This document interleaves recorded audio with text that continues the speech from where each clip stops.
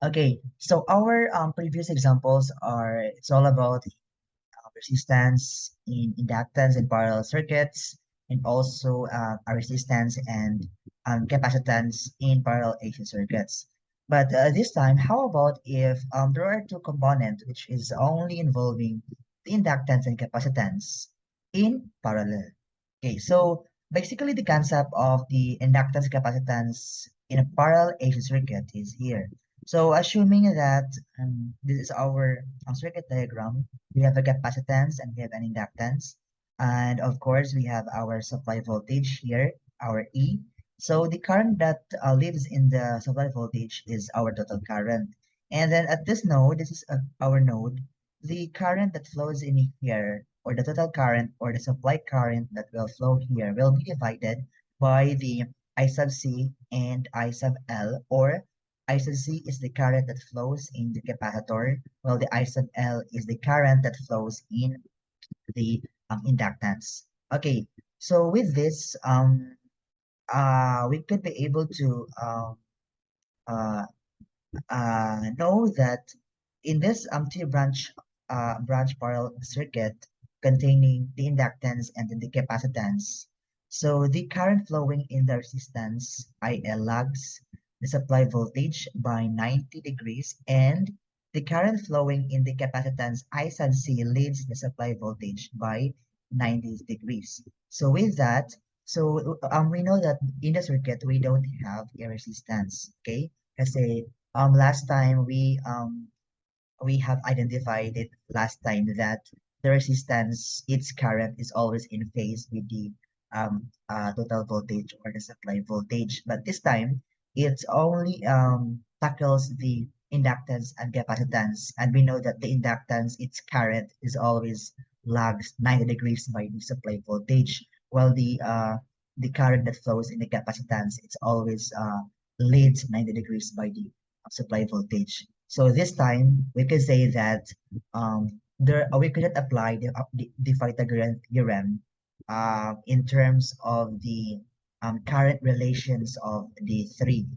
So with this, the current flowing in the IC, again, it leads to supply voltage. IL lags the supply voltage by 90 degrees. So I think based on its, so as you have seen in here, we could view or analyze that the I sub C and I sub L, again, the I sub C, it leads 90 degrees. I sub L, it lags 90 degrees. So it depends on the circuit if it is leading or lagging. But as we observe in here, that they did not create a right triangle. Instead, they create a it's like a 180 degrees, or it's a straight line. With this, we can say that again, uh, the Pythagorean theorem is only applicable for a diagram which uh, possesses or created in terms of right triangle.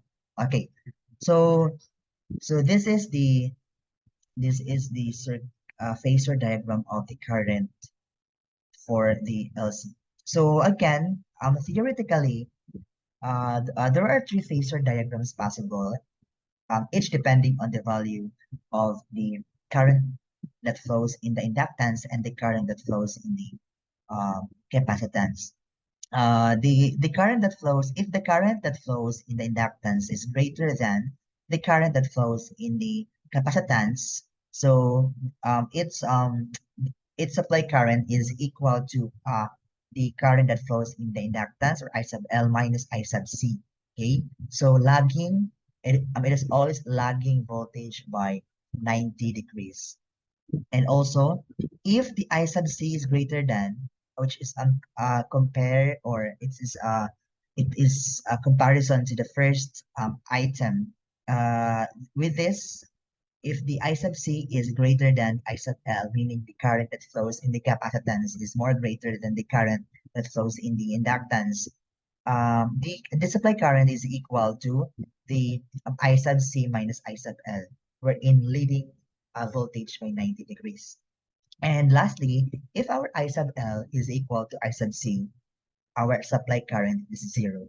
Okay, so it is only applicable. So this principle is only applicable in the LC circuit, LC parallel AC circuit. Okay, so let's have an example. So in our example, this will serve as our example number 8.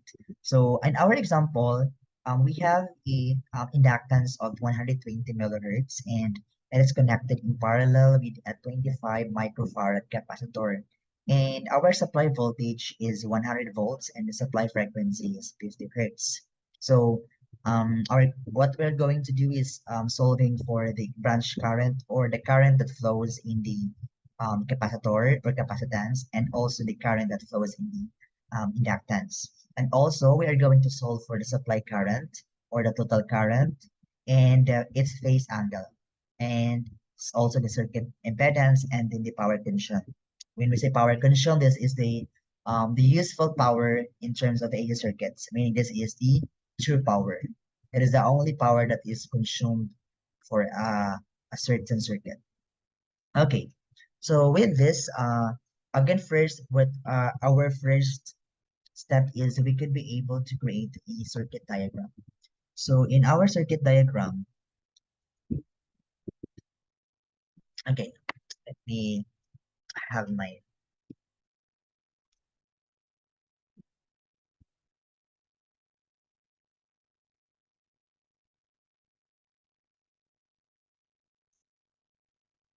okay, so in our circuit diagram, if we could create a circuit diagram, so this is an AC circuit combination of, we could create our first impedance. Let's say that this is a pure inductive. So this is our Z sub 1. So our Z sub 1 is pure inductive, which is X sub L J. Okay, and then our our next impedance is Z sub 2. Our Z sub 2 now is a pure capacitive, which is our negative X sub C J. Okay. In our problems, again, is first we need to solve for the reactance.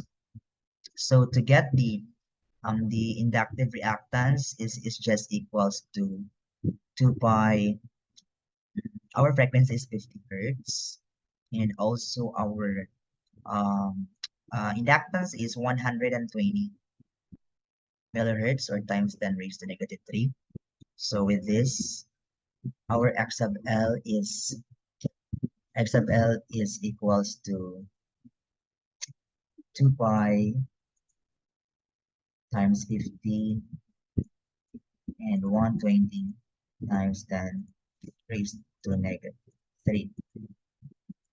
So we have 12 pi, or 37.6, 37.7. So we have 37.7 ohms. And in terms of our X sub C, our formula again is equals to uh 2 pi 50 times our this is 25 micro is times 10 raised to negative 6. So our X sub C is sub C is this is 1 over 2 pi 50 hertz as our frequency, and our capacitance is times 10 raised to negative 6. Okay, so our 127.32 ohms. So with this, so our Z sub 1 is equals to 37.7 J, while our Z sub 2 is a pure capacitive, so there should be negative sign as an indication that it is a capacitive uh, circuit, negative 127.32 J. Okay, so to get so first, our next step is we need to get the total impedance. Total impedance.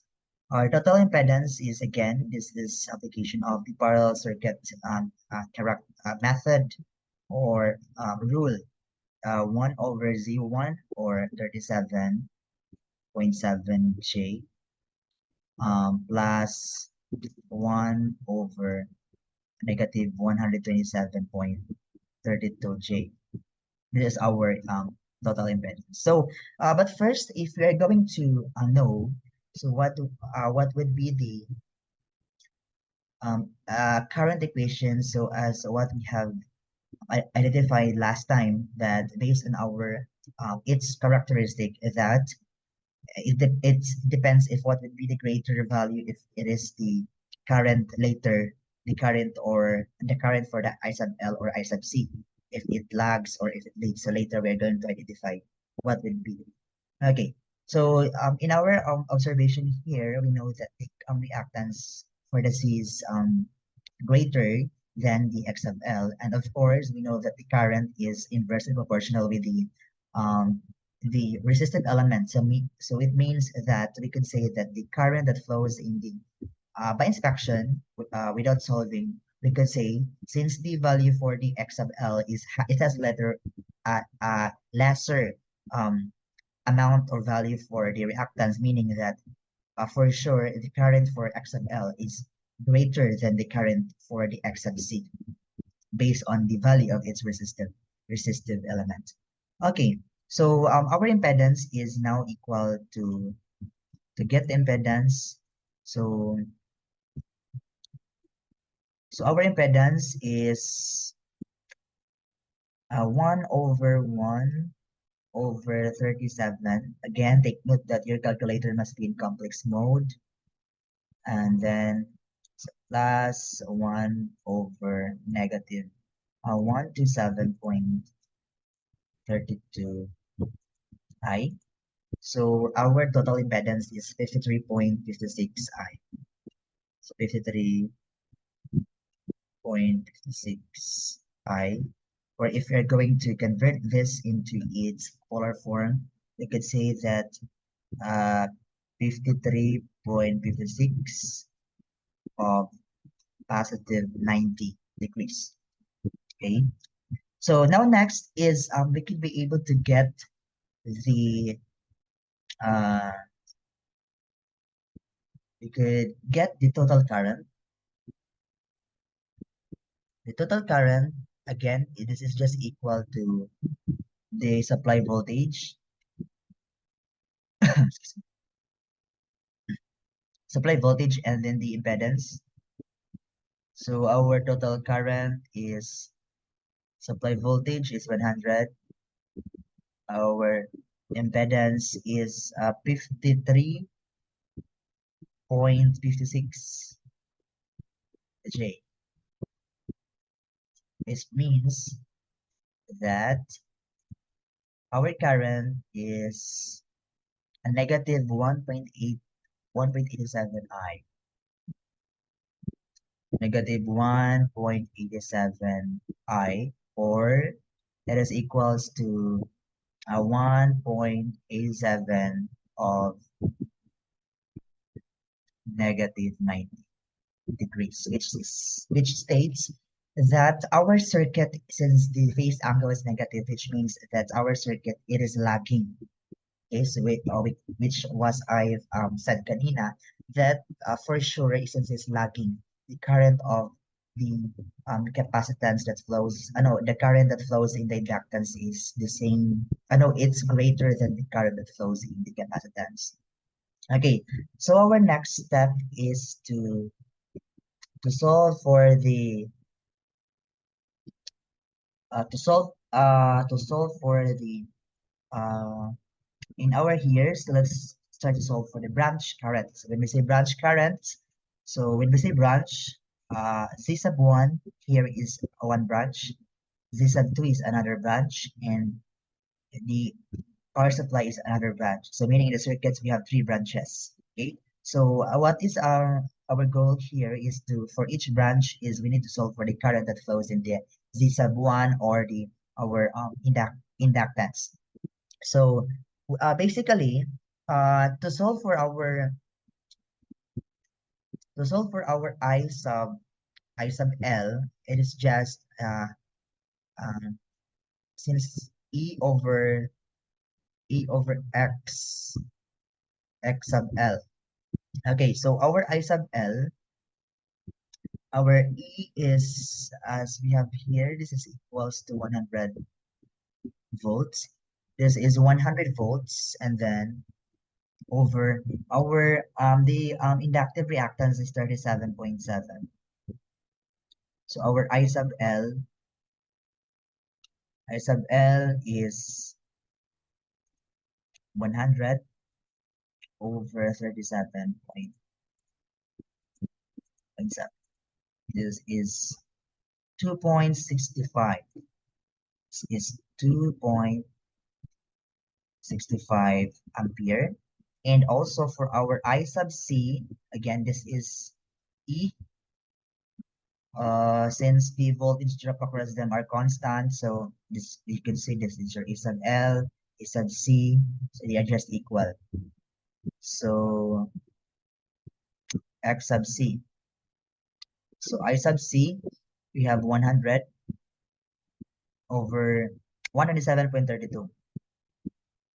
So our I sub C is equals to 127.127.32. So 0.785.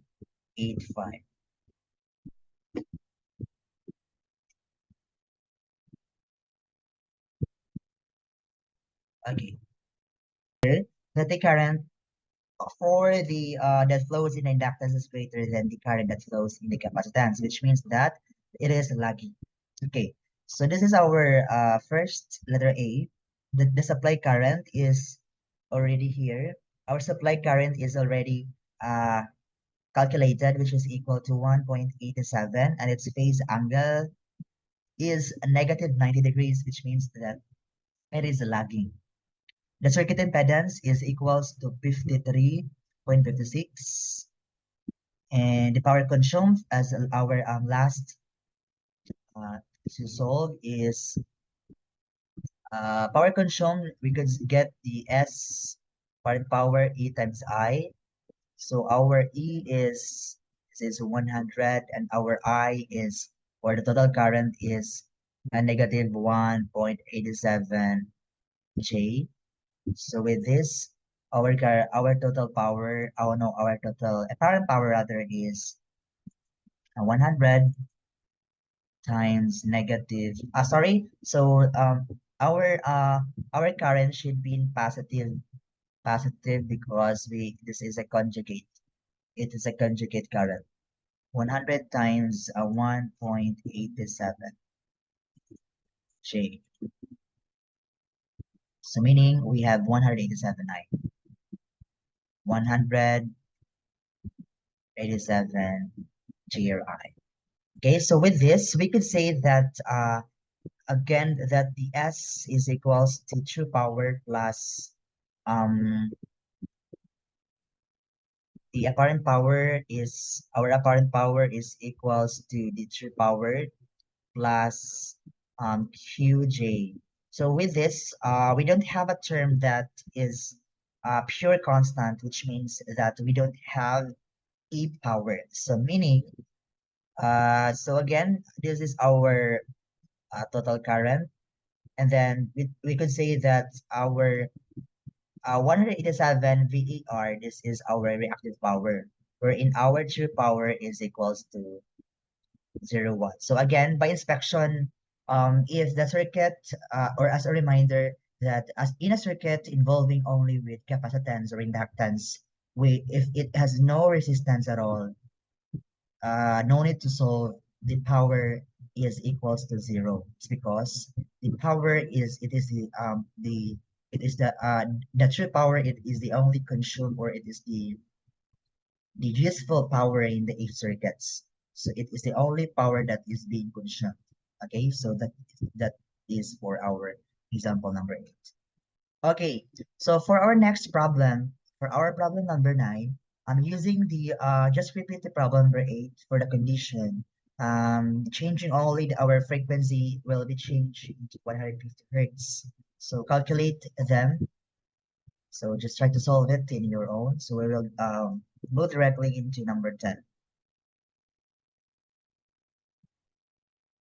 For our example number 10, so an inductance, we have again an inductance and capacitance. They are connected in parallel.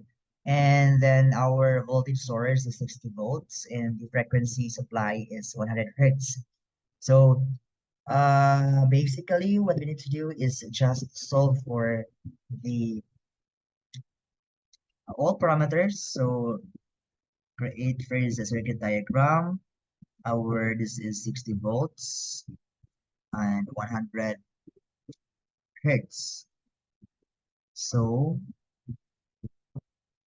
and then is our Z sub 1 and our Z sub 2, since we have only two components. So with this, our Z sub 1 is our inductance, X sub Lj,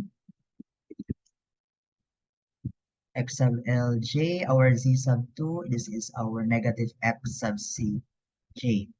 So to get the X sub L, which is equals to 2 pi FL. So our X sub L is uh, equal to 2 pi times 100 hertz times the 80 times 10 raised to negative 3 or 80 millihertz. Our X sub L is equal to uh, to 16 pi or 50.27. 50.27 ohms. And then uh, our X sub C, which is equals to 1 over 2 by FC. Our X sub C natin is, this is equals to 159.15 ohms. So by inspection, the reactance of capacitance is more greater than the reactance of the inductance, which means that it's inversely proportional to its current.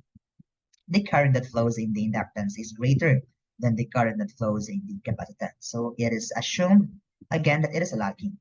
Okay, so therefore our Z sub 1 is equals to 50.27 I as it positive. It's because it is inductive. So negative 159.15 J. So our total impedance is equals to 1 over 50.27 J plus 1 over negative 159.15 J. So overall, if you're going to use your calculator, try to solve it using your calculator. So our impedance is equals to 73.47. 73.47 J. Or in its polar form, this equals to 37.47 angle of 90 degrees. Now, we're using the current to solve for the branch currents is branch current to solve for the current that flows in the inductance is I sub L. So it is equals to the total voltage or the voltage drop across the inductance, since it is equal over the X sub L. So our X sub L is, this is 60 volts over 50.27. Then our I sub C is 60 over X sub C, which is 159.15. So our I sub L is equals to, I sub L is 60 over 57, 50.27. So our I sub L is equals to 1.19. This is 1.94 ampere, and our I sub C is equals to 0.377 ampere. So next is the circuit impedance is already here. The circuit impedance, supply current. Supply current is not yet. The supply current, to get the supply current, so our I is equals to E over Z. So we know that our E is already equal to 60 volts. Our Z is 73.47 of 90 degrees. So this is equals to, our total current is equals to negative 1.12. Negative, okay, sorry. 60 over, so the 60, our total current is equals to 60 over 73.47 I. Okay, it is equal to negative 0.817.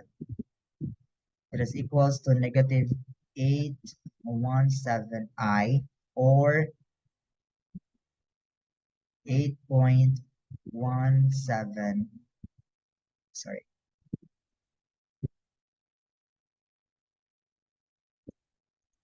it's negative 0.817